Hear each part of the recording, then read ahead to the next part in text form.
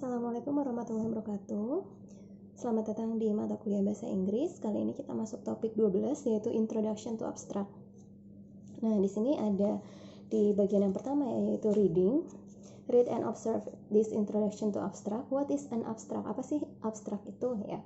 An abstract is a summary of a research paper or thesis which contain of approximately 150 until 250 words and is formatted to be single space. Jadi, abstrak itu merupakan ringkasan dari sebuah penelitian ataupun juga tesis, skripsi maupun disertasi ya, which contains, dimana berisi biasanya itu sekitar 150 sampai 250 kata dan biasanya formatnya adalah single space atau spasinya spasi 1 ya. Nah, abstract is usually placed on the beginning of the paper or thesis after the title.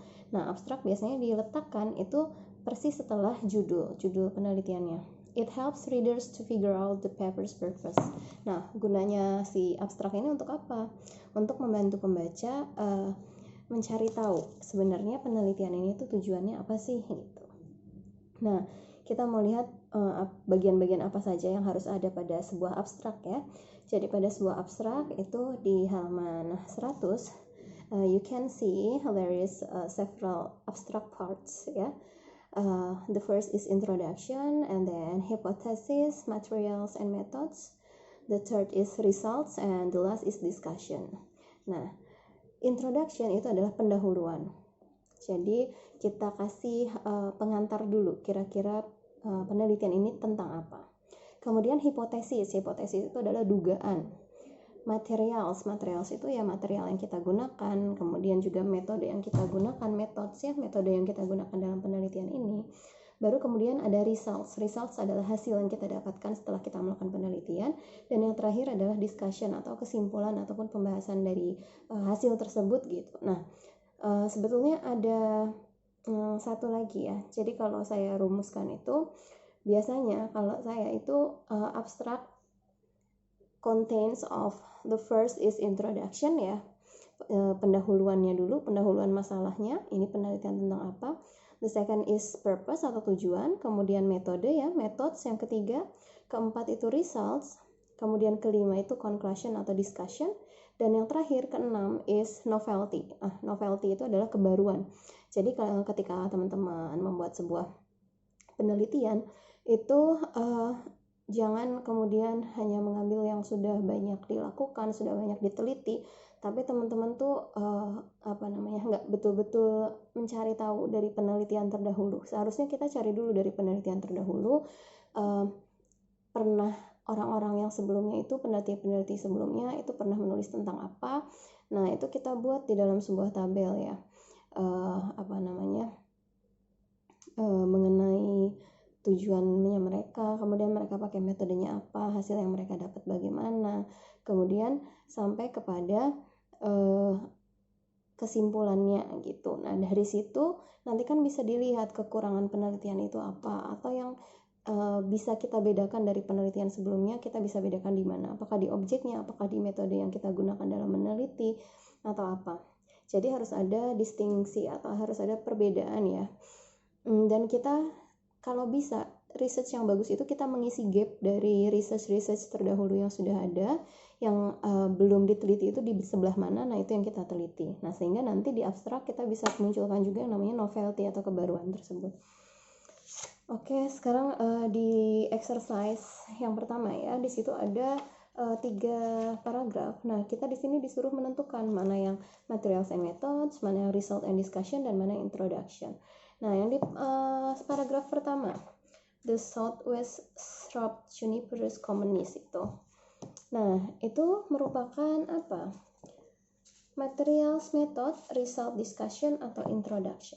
Nah, di sini kita bisa lihat dari bahasa, dari kalimat pertamanya ya, dia menjelaskan dulu mengenai Juniper berry ternyata punya nilai medis atau nilai kesehatan untuk Native American culture, untuk budaya Native American ya. Nah, tapi belum terbukti secara saintifik. Nah, kalau ada kata-kata seperti ini, itu dia adalah sebuah introduction atau pengantar.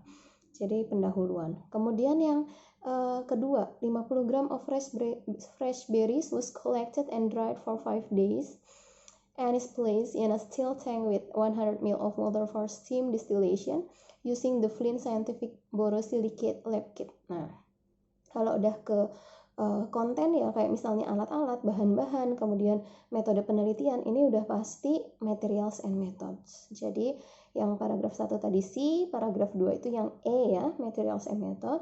Kemudian yang terakhir itu ada kata kunci yaitu result. Di situ disebutkan after testing and comparing the result, the commercial insect repellent significantly showed that it is a better insect repellent compared to the J communis diluted essential oil. Nah, sehingga paragraf terakhir itu adalah yang B, result and discussion. Kemudian kita ke sampel yang kedua. Di situ ada 3 paragraf juga. Parental divorce can often have a negative impact on the children, adolescents, and emerging adults in the family unit. Nah, di situ kita tahu ya, seperti yang tadi saya di sampel pertama ya, kita harus temukan dulu kata kuncinya. Teman-teman baca pertama, paragraf pertama, parental divorce can often have a negative impact. Jadi dia menjelaskan dulu perceraian orang tua tuh bisa mempunyai dampak atau impact yang negatif untuk anak dan lain sebagainya. Itu pengantar, sehingga ini merupakan kata kunci yang menunjukkan bahwa paragraf tersebut adalah yang introduction, which is B ya. Kemudian yang kedua, the purpose. Paragraf kedua, the purpose. Nah, kalau ada kata-kata purpose, aims, itu sudah pasti menunjukkan tujuan ya, purpose of study ya. Kemudian di situ juga bisa menunjukkan materials and methods juga. Coba kita baca paragrafnya. The purpose of this study was to examine the relation between parental divorce and adjustment in college students with the goal of identifying differences in students who come from intact and divorced families, differences in gender, and differences based on the age the emerging adult was when their parent divorced. Nah, jadi di sini kita bisa lihat bahwa ada tujuan penelitiannya. Kemudian juga selain tujuan penelitian, di situ disebutkan ya, mereka melakukan penelitiannya itu mau melihat apa sih impact-nya itu. Mereka mencari responden itu yang berbeda dalam gender ya, jenis kelamin ya. Kemudian rentang usia si anak tersebut ketika orang tuanya bercerai. Nah, itu masuk ke purpose of study, materials and methods, which is C ya. Kemudian paragraf terakhir, overall results indicated. Di situ ada kata results. Jadi kita bisa langsung tahu bahwa paragraf terakhir adalah yang E, yaitu results and discussion. Oke, untuk the last page from the 12 unit ya, dari unit 12. Kita bisa lihat di situ ada 3 paragraf yang kita juga disuruh mengarrange. Mana sih yang pertama, mana yang kedua, mana yang ketiga.